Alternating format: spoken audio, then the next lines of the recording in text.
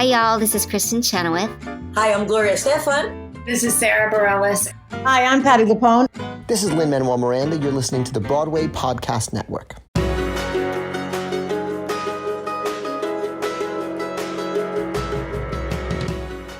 Hello, little songbirds. Welcome back to the Theater Podcast. I'm your host, Alan Seals, and our guest today is none other than Hades himself, Patrick Page. As a teenager, did you know that he was a magician? He almost became a professional magician, but then went into acting, and we're glad he did. So that's an interesting turn of events that he tells us all about. But ever since his late 30s, he's been kind of losing his hearing. Not kind of, literally. He's had some pretty severe hearing loss. So only in the last couple of years, after Hadestown, after all these other TV gigs that he's known for, he just now recently started using hearing aids. And so now he's using hearing aids on stage, and they're so, like, the technology has been so advanced, it's incredible. But he tells this amazing story about working through rehearsals and performing and filming without being able to hear his other actors. It caused him so much stress. He has an amazing story about this. Before we get into it, as always, find me online on Instagram and Twitter, theater_podcast. I'm on TikTok.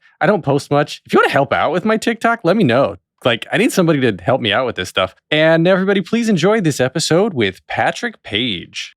Here you go. 1, 2, 3.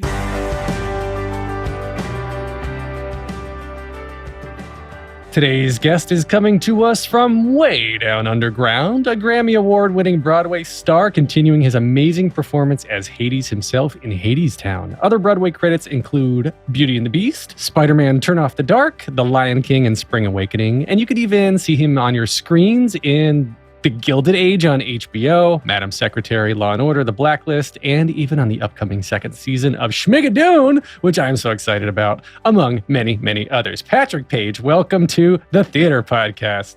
Hi, nice to be here. Oh, there's that voice. I love it that, I sound like that when I have a cold. So, when you get a cold, Are you just making dogs shake because you're speaking on a frequency that only they can hear? Oh my goodness. I'm so grateful. I haven't had a cold in the longest time, so I don't remember what happens exactly. You know what? To that point, now that I've been wearing a mask everywhere I go, especially on the subway, yes, colds and sickness. I haven't been sick, and I haven't even got COVID, knock on wood. So I've been just great chilling here in my little studio and staying away from the world. You haven't gotten COVID that you know of. You may have been asymptomatic and have great antibodies. Very true. Very true. All right. Well, this isn't about me. This is about you. So I want to start, and we're going to get into so much good stuff because you've got an incredible career and are very transparent about so many things. But I want to start at the beginning of just where did you grow up and what got you into performing in theater? I grew up in Oregon. Most of my childhood in a little town of between 2,000 and 3,000 people called Monmouth, Oregon, with one stoplight. It was a college town. And I went to high school at Central High School. I think there were 600 students, maybe. So a small rural environment with a little college there, which is now a bigger university. And my father was a teacher at the college, and he taught theater. And so I became involved in theater from a very early age, from as early as I can remember. I think I did my first play. I wanted to do plays before. I put them on in the basement of our house. But the first one I did with other actors was probably when I was 8 or 9 years old. And then I went on to, in the college productions and community theater productions, play the little boy roles, like Winthrop in The Music Man and Henrik in Rip Van Winkle and so on. And, that was a great source of joy for me and interest and a way of bonding with my dad. And then when I was in high school, or shortly before high school, I suppose junior high school, I started to get very interested in magic, and I developed a magic show, and that was really instrumental for me because um, I became a professional magician when I was, I suppose 13, 14 years old. No And kidding. yeah, and I toured a magic show, an illusion show, and won some awards for that and got some positive reinforcement. But it was I think very important for me when I look back on it. Maybe I haven't given it enough emphasis in interviews and things because it really taught me about audiences, about how to hold the stage. There were usually no microphones, so you had to be able to hold a large audience in an auditorium with your voice alone on stage. And yeah, I think a lot of my stage training sort of came from that, and then I kept that up, and it was quite successful actually in its little way in Oregon and the West Coast, the Pacific Coast, and so it looked like maybe that was what I was going to do with my life. I think that's what all my classmates expected me to do because that's really what I was known for. But then I was accepted into the Pacific Conservatory of Performing Arts in Santa Maria, California, PCPA Theater Fest, and I began to study acting. This is when after I graduated high school, I began to study acting and learn more about what acting really was. I think it was the first time somebody really took me through Stanislavski, a teacher and director named Donovan Marley, took our class through the basics of it, and I was really I think I locked into something that I was fascinated by, and I began to become more and more deeply interested in acting as a craft as opposed to as a form of self display. Although it was still very much a form of self display for me, um, but I did become interested in it as an art form, and then PCPA the purpose of PCPA really in those days was to prepare a young actor to sort of be the bridge between high school and the great, at the time they were called the league schools. We don't have the league of professional theater training programs anymore, but it was about 10 schools, I think. And every young actor wanted to get into them. They included Juilliard, Yale, University of Washington, American Conservatory Theater in San Francisco, UC San Diego, and so on. And so I auditioned after PCPA for some of those schools. But the ones that I really wanted to get into, Juilliard and so on, I didn't get into. I did get into uh, a couple of the others, University of Washington and University of San Diego, but I decided instead to go for a liberal arts training, a liberal arts degree rather, at Whitman College, which is a small but wonderful liberal arts college in Washington State, in Walla Walla, Washington. So I went there and studied English literature and performed in the plays there as well. And we had this extraordinary uh, theater professor named Jack Fryman who put on something like 14 plays a year. So you were just That's a lot. always busy. Yes, you were just always busy doing plays. It's more than a lot. I mean, now you'd be lucky to do 3 plays a year. So 14 plays in a year meant that you were always busy, whether you were making sets or performing or directing. I directed, I acted, uh, and it was. I mean, Jack just really believed in hands-on training. He was no nonsense. He didn't teach acting per se in his class, other than to say, "I believe you" or "I don't believe you." You know, and uh, uh, that was what I needed at the time, I think. Um, and then one day while I was there, not to get too deeply into this, but I saw a sign on the call board that said that the Utah Shakespeare Festival was looking for people. So I went to Jack and I said, and the Utah Shakespeare Festival in Cedar City, Utah, had this, and still does have, a magnificent replica of Shakespeare's Globe Theater. And they had employed some actors that I really admired, members at that time, Actors Equity Association, which I was far from being a member of. And I was at the time about 21, 22 years old. And I went to Jack and I said, do you think, that if I audition for this, that I might have a shot? And as I said, Jack was no nonsense. And he said, no, absolutely not. They take they take their actors from the league programs. They take them from the league schools. Well, I had gotten into a league school, but I hadn't gone. So I don't know whether it was out of stupidity or arrogance. I can't remember which. I had a lot of both at the time. And I actually called the head of the professional theater training program at the University of Washington in Seattle, a man named Robert Hobbs. And I said, I know I didn't come to your program, but I was accepted.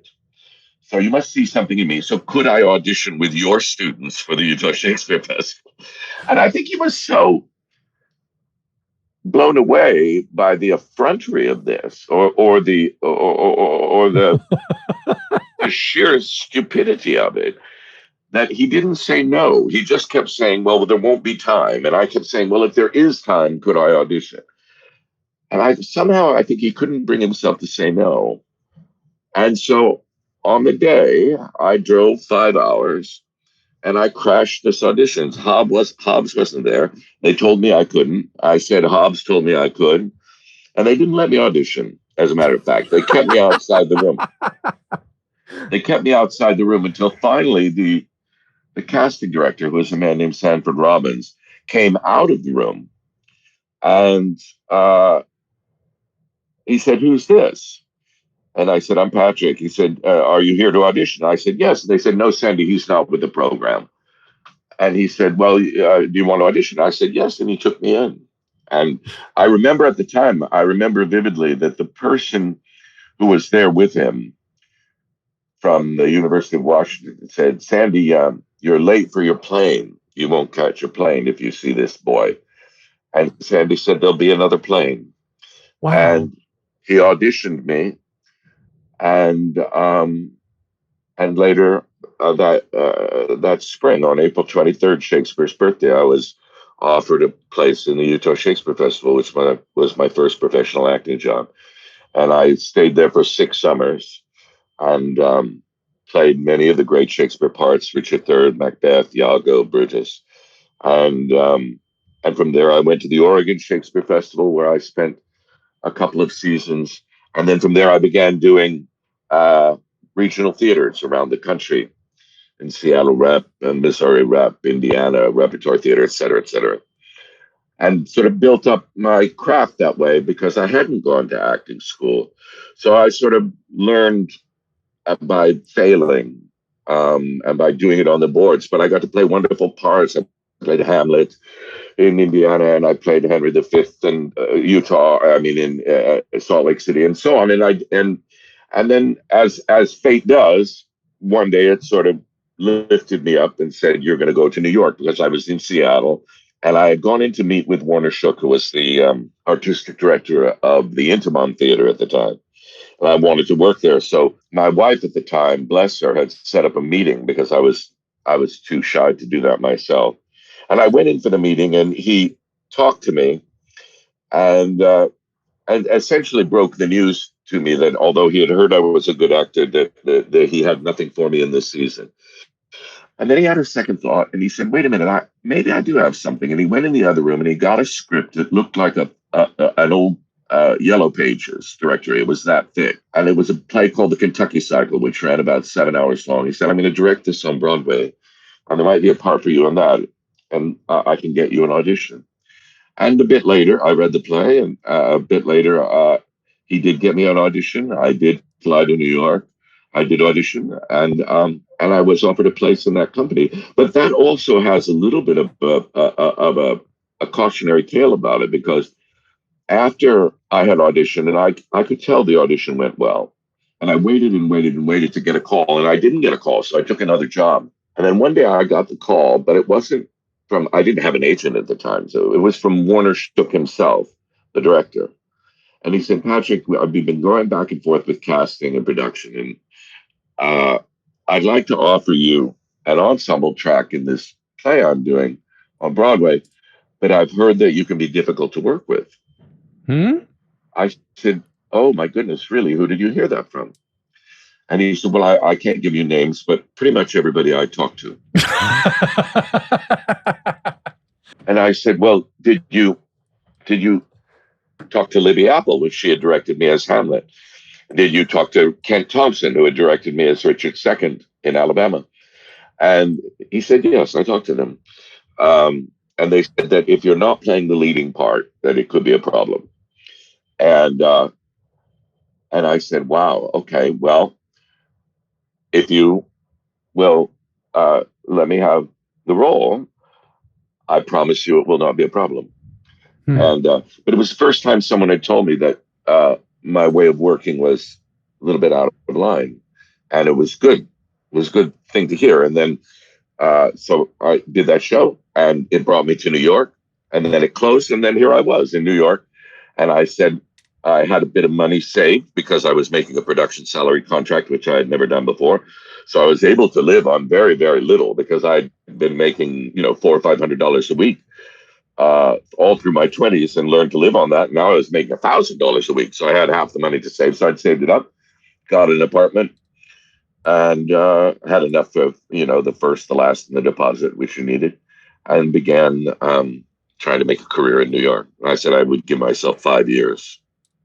And now it's been 30. Yes, 33 decades later. Wow, I had no idea you were into Magic. When you first said Magic, I thought you were going to follow that up with The Gathering. Did you ever play Magic: The Gathering, the card game? I haven't. I recently had an audition to do voice work for it, but I have never played.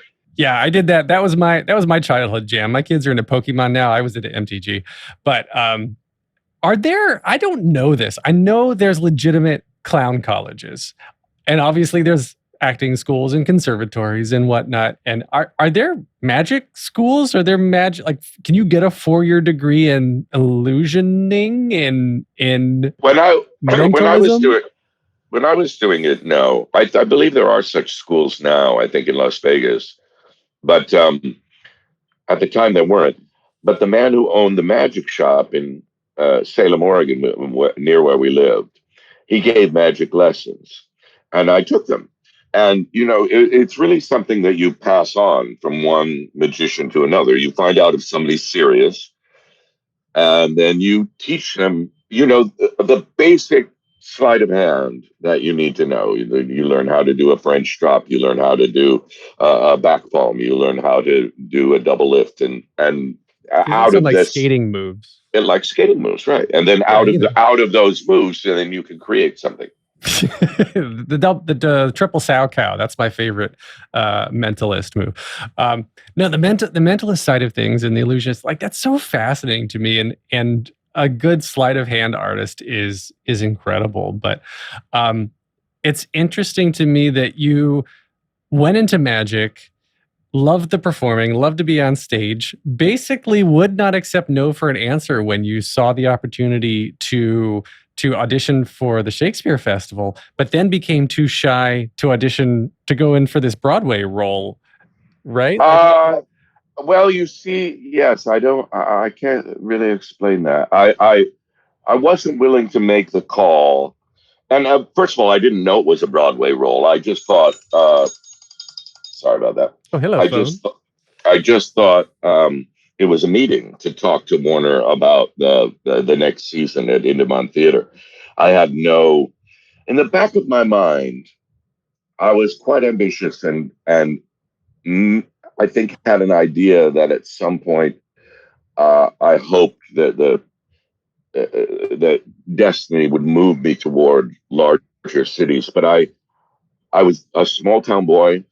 All the towns that I lived in for any length of time, when I was in Cedar City, I was there for 6 years, Cedar City, Utah, and I became also a part of that administration there, as well as being an actor there. I became the development director of that theater. And I also taught acting in their program. But that was a tiny little town. I think perhaps even smaller than Monmouth. No, around the same size, I imagine. Walla Walla, where I went to college, was a tiny little town. So I was really terrified of the city, and it took something like the Kentucky Cycle happening to bring me here. We're going to take a short break. Stay tuned for more of the episode.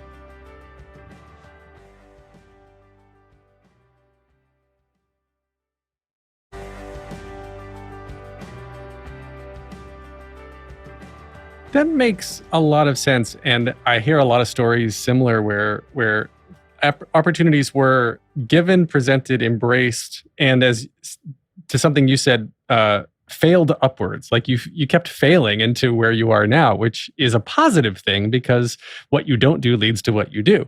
And it's interesting to me how many people come to New York knowing that you have to be here, but then don't know what to do when you get here to New York, because there's the conservatories that train you on how to sing or how to act or teach you the craft. But then as a business entity, you are marketing yourself. You have to know how to create your own product out of yourself. And I think that's where a lot of the business is lacking. Even with programs today, people come to New York as a big fish in a small pond, just a small town boy living in this lonely world.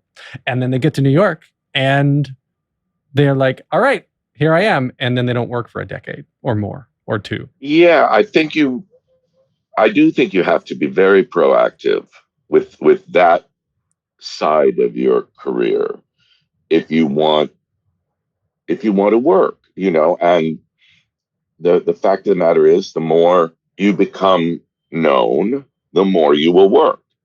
The good news is you don't have to be known by that many people, right? If you're known and admired by a handful of people who make decisions, you're good. Mm-hmm. And you don't have to be world famous. You can be a casting director's favorite actor. Now how do you do that? Well, I have an acting studio in New York, and one of the things I do in one of our first classes is I assign a scene or a monologue to the actors, and I have them bring it in at the next class. And the instruction I give them is bring it in as if it is your final callback for a Broadway show. Even the very best actors don't seem to understand the level of preparation that is necessary for that event. The director, the casting director, the producers, they can only make their decisions if you're prepared, Mm-hmm. if you can act. So people will ask me, well, do you need to be memorized? And I will say, well, the fact of the matter is, if you're not memorized, you will not have done enough work. If you've done enough work on it, you will know the words. It is impossible that you will not know the words if you've worked on it enough hours to be competitive in a Broadway or in a television or a film audition. Mm-hmm. If you've worked on it enough to be competitive, you're going to know the words. How can you make decisions? How can you be free in the moment to play off the reader? How can you be free to take an adjustment from the director if you're still married to the text? So, yes, of course you have to be memorized. The other thing is when I was first in New York, and this is still something I do today, it's just become a habit with me. But at that time, it was the developing of a habit. I realized that I had poor time management skills. So I found myself a time management course, and the one I found I loved and still use today, which was created by Dr. Stephen Covey, who wrote The 7 Habits of Highly Effective People. And it was about prioritizing your time, your day. And so every day I would wake up and then I would give myself office hours. So the office hours would be, say, from 10 to 1. And during that time, I would do things strictly to do with my career. So it would be writing letters. In those days, I didn't have email. Writing letters, making phone calls. Maybe if I didn't have any of that to do, I would be working on a monologue. But whatever it was, there's some dedicated time to furthering your career, to do it like you say. You arrive in New York. Okay, I'm here. I'm talented. What do I do? Well, you begin looking through the trades first of all, you know, um, and see what's happening, see what's going on. Um, the reason I'm playing Hadestown, playing Hades right now in Hadestown, is because in those days I developed a habit of reading the trade papers. I read in those days, I think it was just Backstage and Variety. Mm-hmm. But every Thursday, Backstage would come out, and Backstage would have a listing of all of the auditions. And you would find them, and the ones that were open calls you could go to.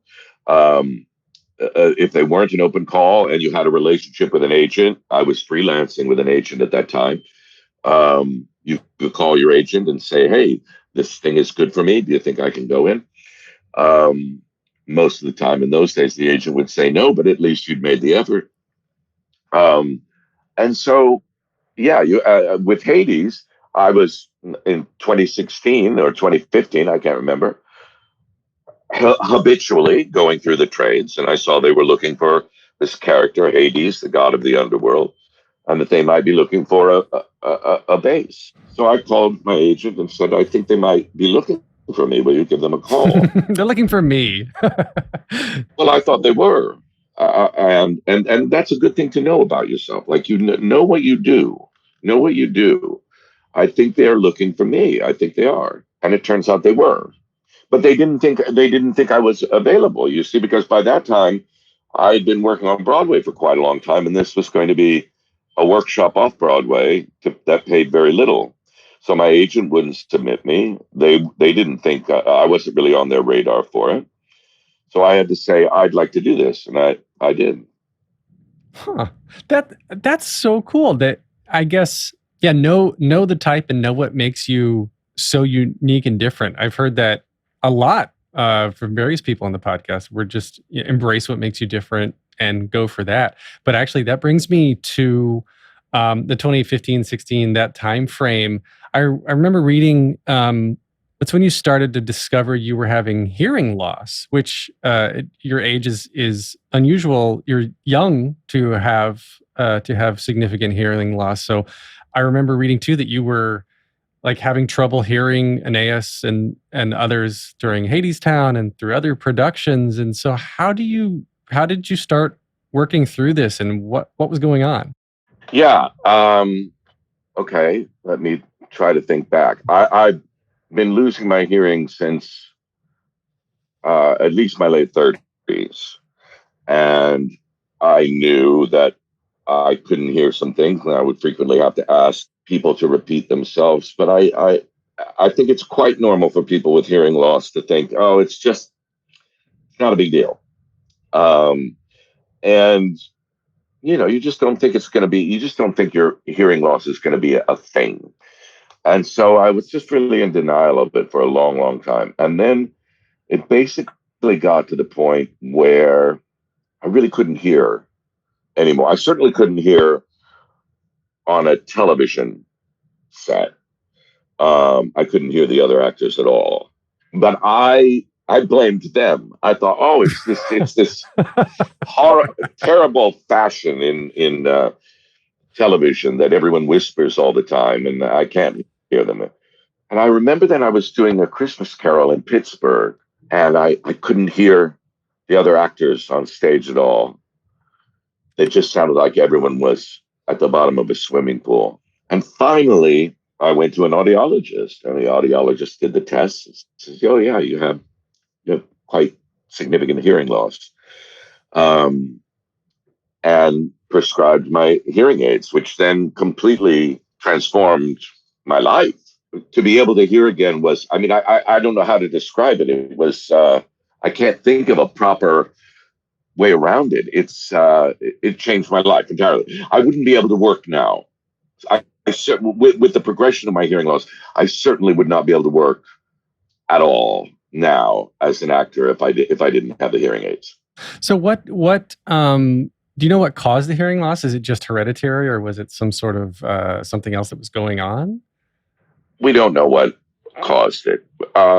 There's a possibility that being in shows with highly amplified sound had something to do with it. And I've been doing that for, I started doing my musicals in 1995 and have done it pretty much almost continually since then. But I think also I was addicted for about 10 years to a painkiller. And one of the side effects of it is hearing loss. And Really? so I think that may have been the culprit. Although it seems to keep progressing. And of course, I haven't taken this painkiller for many years, for 10 years, I guess, 12 years. So maybe it's not that. I don't know. I love the advancements in hearing aid technology. My mother, who has yelled for quite a long time just because she denied her hearing loss, finally went to an audiologist, and she's like, "Would you believe it? I can pair my hearing aids to my phone and use them as Bluetooth speakers." And I was like, "I did not know that." And I'm a technophile, right? So I'm like, "I did not know that," because my hearing, fortunately, knock on wood, is still okay. But just the advancements in this stuff is incredible. And I feel like also they've got to be discreet because you're on set, you're on camera. You don't want to have, like, your character shouldn't have hearing aids for better or for worse, right? So I feel like there's a lot of I guess technological integration into keeping your career alive. And like you said, you can't describe what it was like to be able to hear again and be able to continue, but it's literally your livelihood. It's Yes. really important. Yes. Yeah. I mean, I feel so fortunate to be living at a time when that is the case. I think, I was watching recently a wonderful documentary on Beethoven, and as he's losing his hearing, the letters that he's writing, because he realizes that what he loves most, he's becoming unable to do the way he wants to do. And for a long time when I was losing my hearing, I thought I was losing my voice, because where I first experienced it was in a lack of resonance of hearing myself. Yeah. And people would tell me my voice was fine, and I would say, "No, it isn't. I can tell. It's very different than it was. It wasn't any different when I put the hearing aids in. I realized, no, it's what it is." But so I can imagine the terror of, that there's no solution. Similarly with depression, but for years and years and years, well, hundreds, millennia, people live with this illness, which is very frequently fatal, and there was no recourse. I mean, you would go and you'd go summer in the south of France, or you go to the south of France or whatever to try to get vitamin D, and it might have some effect. But the fact of the matter is, your brain's not producing the chemicals it's supposed to, or it's overproducing some other chemical. And now we live in a time when those things can be remedied most of the time. So again, I just feel so fortunate. So talking specifically about the hearing aids, is there any particular, like, brand that you would recommend for anybody who may be experiencing something similar? The ones I wear are called Widex. I think they're called Widex Moment. Mm-hmm. And they're very small, very discreet. So they're the ones that I wear on stage, for example, in Hadestown. And they do a great job. They have a number of settings.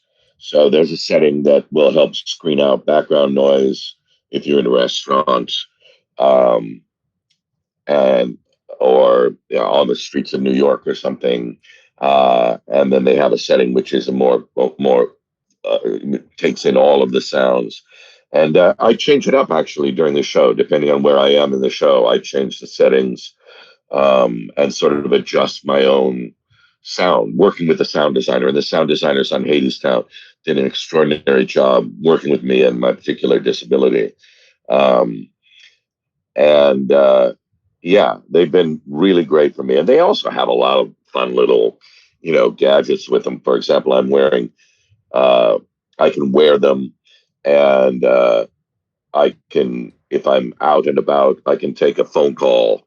Uh, the phone will go directly into my hearing aids, which is very helpful because I can't use the phone in a normal way because of my hearing loss. So, or I can listen to a podcast, for example. So I might be sitting with you, smiling, and you might think we're having a very interesting conversation, and I'm really listening to Meet the Press. I was going to say, you can only do this in New York City because you can walk around like you're talking to yourself and nobody bats an eye, but anywhere else it Right. can be noticed. I love it. Well, I don't know if you're comfortable kind of going down this path, and feel free to stop me if you're not, but you mentioned being addicted to painkillers and depression, and you've been outspoken about mental health, been an advocate for mental health.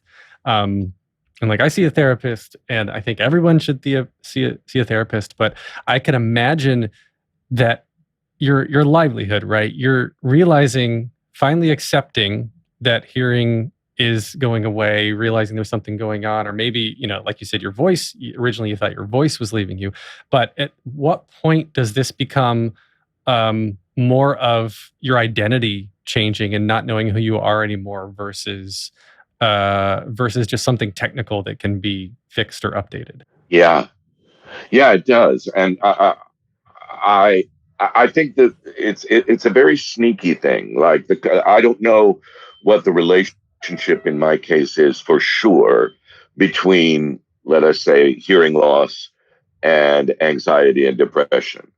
I know that I have a tremendous amount. I've had a tremendous amount of social anxiety. I also know that when I'm in social situations, I have a lot of difficulty hearing people.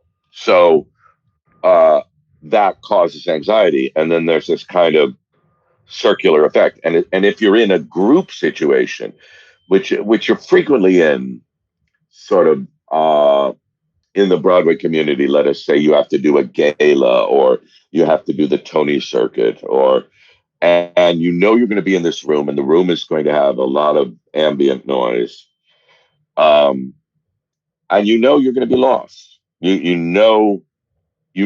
going to make mistakes. I know I'm not going to hear someone's name. I'm going to get the name. They may tell me something that I don't hear, and then I ask a question about it. So they tell me what show they're in or what show they've seen me in, and then I haven't heard it, so I bring it up in conversation in a different way, and it can be very, very disorienting. So my wife's really, really helpful with that with me, Paige Davis. She is in my ear and says, "Okay, they just said this," or um, she helps me out a lot. She also helps me negotiating sort of the outer world in New York. Like if we're in a grocery store and a pharmacy, she'll hear them for me because I can't hear them, especially now behind the glass and behind a mask. There's no way, Right. even with hearing aids, that I'm going to be able to hear what they're saying. So it is it does create anxiety, and as you say, therapy can help. I have a good psychiatrist, very good, who then helps with, like, okay, you have anxiety. Let's sit with that. For me, I dealt with it for a long time with alcohol, and then that gets out of control. You become addicted to that substance in trying to deal with the anxiety. Now you've got two problems. You've got the anxiety and you've got the alcoholism. So, Yeah. yeah, it's been 2 years now since I stopped drinking. But that would be a way that I could manage in let's say, an after show situation where you would go out for drinks with someone. I could manage with alcohol. Um, and I don't obviously I don't have that anymore. I tend not to go out after shows very much for that reason. We're going to take a short break. Stay tuned for more of the episode.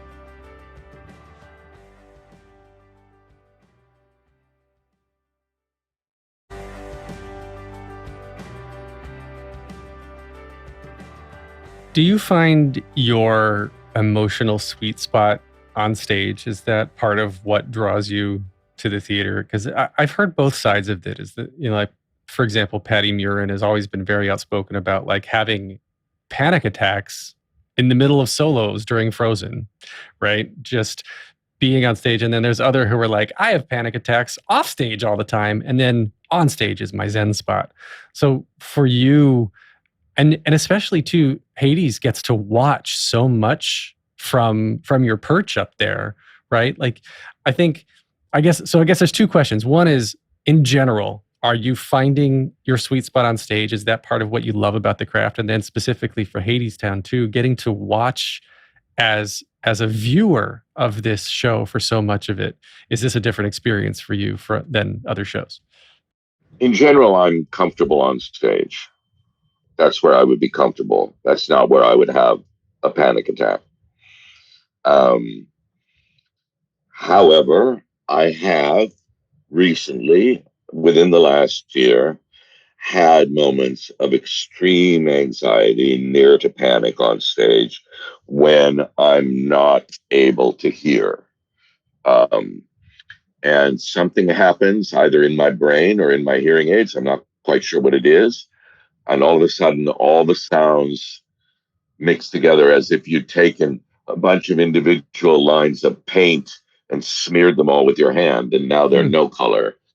And then I'm simply relying on muscle memory as to where vocally I'm supposed to be. And that's very, very terrifying, because I know I'm making mistakes.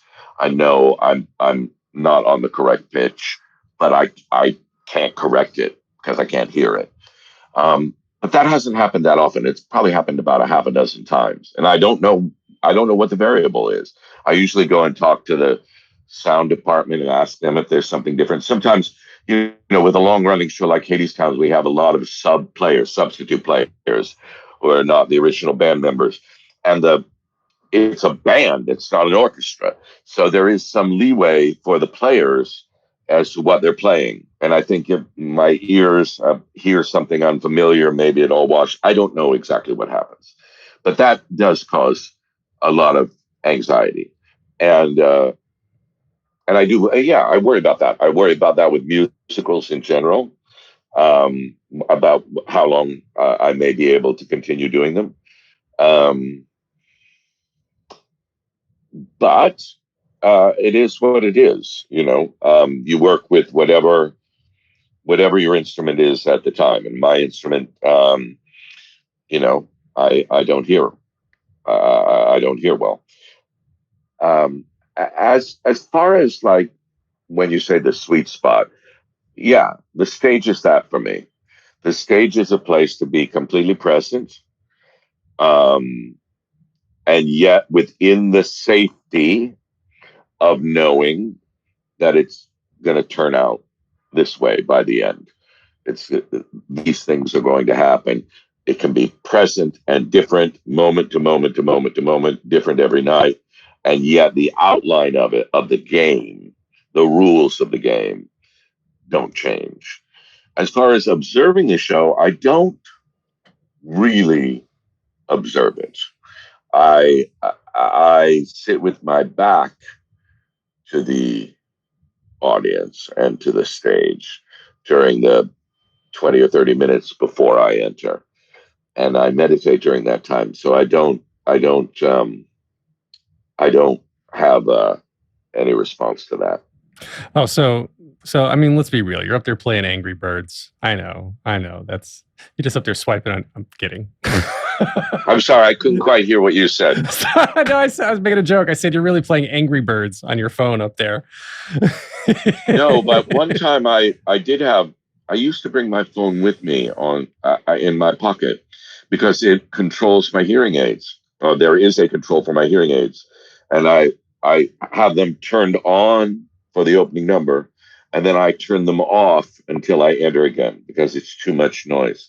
And someone in the balcony saw me do this once, and they got very angry about it, and I got a note from stage management. So now I have a tiny remote control that I can use to control it rather than my phone.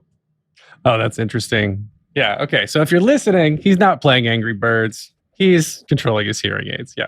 Is there a moment from Hadestown that you're listening to, either on or off stage, that like your favorite moment in the show that is not directly involved, that you're not involved with, that doesn't have to do with Hades? Yeah, there's so many of them. I think I think probably Eva Noblezada singing "Flowers" in the second act. Mm-hmm. It's just so raw and beautiful, and she gives her whole soul to it every night and every day, which I admire tremendously. Yeah. And she's outspoken against the 8-show schedule too. It's hard. Like, to do that every single night. I've said it so many times on this podcast that Broadway is the Olympics of theater. You're top of your game, and to maintain that takes intense training and intense discipline. So I love. Yes, however, I disagree with you that the 8-show week is punitive. The 8-show week is challenging. But there was recently an article in the New York Times, and this, of course, this conversation has been going on about 10 out of 12s in the 8-show week and so on. I'm afraid I feel quite differently about it. I think the emphasis when we have that conversation is in the wrong place. I don't think the emphasis should be on us. I think the emphasis should be on the audience. The audience has come. They very frequently have saved. It's an expensive event to come. Let us say on a date, you've spent at least $400 on tickets. Then you've gotten dinner. You've traveled in from wherever you travel. Frequently, there's air travel involved. This is a huge event in their lives, and it's our job to be there 100% every time, 8 shows a week. And it is not, I don't find that punitive. I think I knew that perfectly well when I got into the business. I never complained about it. I did 1,200 performances of The Lion King wearing 45 pounds of Julie Taymor on my back. I did 1,200 performances of Lumiere and Beauty and the Beast wearing 45 pounds of Anne Gould Ward on my back. And I spent a lot of time maintaining my body for that purpose. A lot of time in physical therapy, a lot of time resting. No, I did not go out after shows. No, I did not have a big day before the shows. I made a decision not to have children because I knew that my calling, my particular calling, was very challenging on its own. Might very well require travel, certainly required me resting during the day. So I don't have a great deal of, I think I believe the emphasis of the conversation is wrong when it doesn't include the audience. We've all had that feeling when we open the program, having looked forward to a show for months, having spent 2 months' salary on getting the tickets for the show, to have that white paper flutter out and for our hearts to break in that moment that we're not seeing the actor that we thought. Now, if that actor has a good reason for not being there, then I absolutely think, great, on with the show. The understudy is no doubt quite brilliant, and on with the show. But if the actor just needs a bit of a rest, thinks it's all a bit onerous being in this business, thinks they deserve a better life than the one they've been given by Broadway with their 6-figure salary and their 30-hour work week, then no, I don't have a great deal of sympathy for that. Well, you've given me quite a little bit to think about there. I appreciate that. So I want to wrap up with the 3 closing questions I ask everybody to end the episodes. The first one just simply is, what motivates you? It's a very deep question. So I don't know I have an immediate answer. I think I'll generalize, because if I don't generalize, it's going to sound egotistical. I think we all have in us a seed that wants to grow, a calling, a direction, somewhere we're headed, something we're good at. It can be a simple thing. You might be fabulous at bagging groceries. You might, I mean, if you have the person who's there who bags your groceries, who when they do that gives you energy for the rest of your day, that's an extraordinary thing. So whatever that is, that little seed that's been growing since I was a little boy, of the full expression of that gift, because it is a gift, something that you're given, you don't create it, but you steward it. You are the steward of it. You are the person who parents that gift, who brings it, who raises it. I think that's what motivates me. I'd like to get better at what I do. Therefore, I'd like to play roles which allow me to get better at what I do. And I'm fully aware that I'm not always the best judge of that I may think I want to go in a certain direction, but that the full expression of that gift or that blessing that's been given to me may take me in another direction. So things that can seem to be impediments like hearing loss or depression or anxiety may be the actual doorways, thresholds that just point you at where you should be. So that perhaps sounds like a pretentious and a complicated answer, but it is true for me, and it's I think the best I can do right now. No, I like it. It's watering the seed that is going to grow who you are on the inside, and there's a lot to unpack with that. But I really love that, and that's why, I mean, make it egotistical again. Like, that's why I do these podcasts. I love to talk. I want to grow, and I want to learn from everybody, and just continue down the path of being a better person and learning always. So I get you. I'm not explaining it well either, probably, but I get you. Well, it's maybe something it's just a little beyond language. It does sit a little bit in an area that we don't quite have language for. Yeah. All right. So the next question then is, what advice would you give to your younger self and younger people listening now, starting out down a similar path? I would, again, the question is a little bit tricky because I have a belief which is based on observation and experience that everything that has happened to me has brought me to where I am. And I like where I am. So in that way, I couldn't, I wouldn't be so bold as to give my younger self any advice, even though my younger self was, stupid and arrogant and unkind and selfish. But I guess what I would say is, if you now frame the question and say, okay, let's take Patrick out of it. Let's say, what advice would you give younger people? Then suddenly I become able to answer the question. And what I would say is, you are entering a field which is a very, very long game. Very short in other ways. You turn around, I turned 60 this year. I remember being 22 like it was yesterday. Right? It seems like it was yesterday. So in that way, very, very fast. But in another way, it's long. And you must do it because it is who you are, not because it is how you wish to be perceived or any other motive. In other words, Van Gogh would paint regardless of the circumstances. Picasso would paint regardless of the circumstances. So if you're an actor, you must act. So you create spaces in which to act.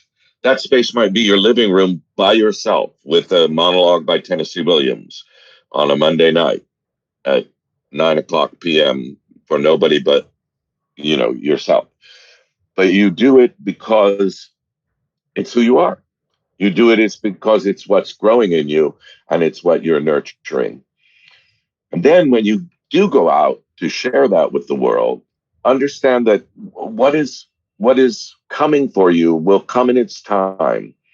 And that when you, let's say, when you walk into an audition room, if you walk in with the energy of, I must get this role, well, you are then walking in with an energy of, I want to take something from the people here.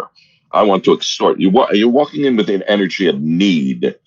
And that's an energy that's going to push everything away from you. If instead you walk in with the energy of, today I'm going to be able to show my work.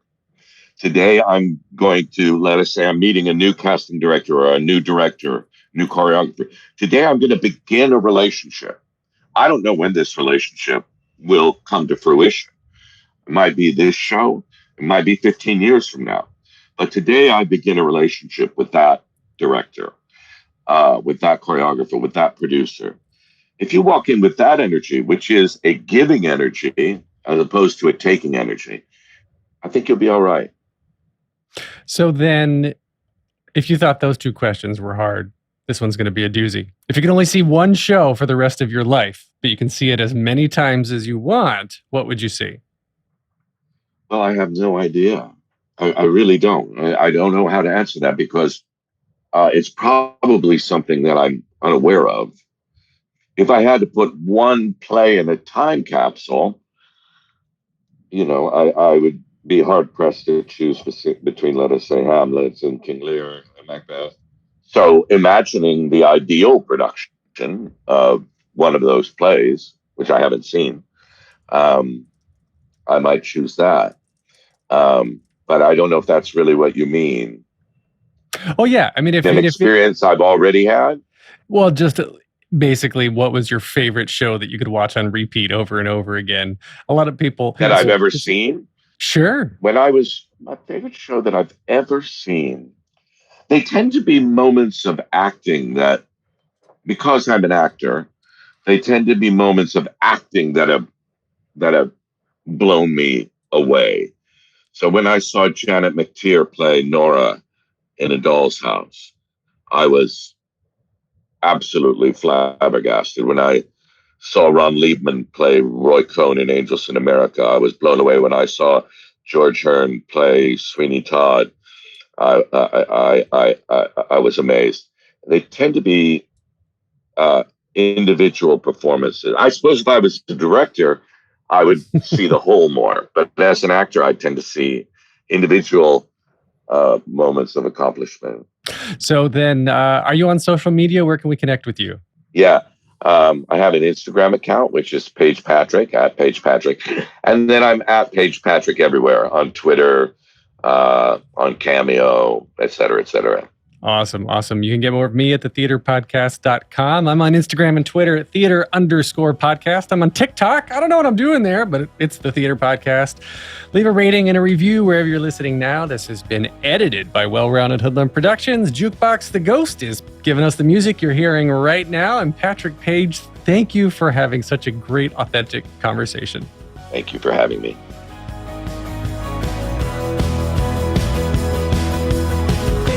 Breath, make the world a little colorful.